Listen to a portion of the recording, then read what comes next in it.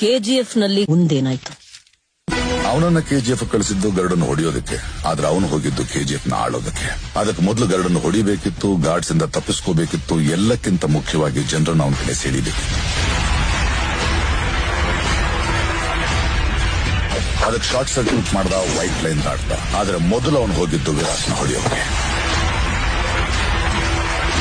ಅಲ್ಲಿಂದ ಆ 3 ಜನ ಕೈದಿಗಳಲ್ಲಿ ಒಬ್ಬನಾಗಿ ಬಂದು ಎಲ್ಲರ ಮುಂದೆ ಗರುಡನ್ನು ಕೊಂದ. ವಾನರಂ ಗಾರ್ಡ್ಸ್ ಬಂದು ಹಿಡ್ಕೊಂಡು ನಿಂತಾಗ ಅಲ್ಲಿವರೆಗೆ ತಲೆ ಎತ್ತು ನೋಡೋಕೆ ಹೆದರುತ್ತಿದ್ದ ಜನ ರಾಕಿ ಮೇಲ್ ನಿಂತಿರೋದು ನೋಡಿ ಗಾರ್ಡ್ಸ್ಗಳ ತಲೆ ತುಳಿದು ಮುಂದಕ್ಕೆ ನಿಂತಿದ್ರು. ಜನ ರಾಕಿನ ಸುಲ್ತಾನನಾಗಿ ಸ್ವೀಕರಿಸಿದರು.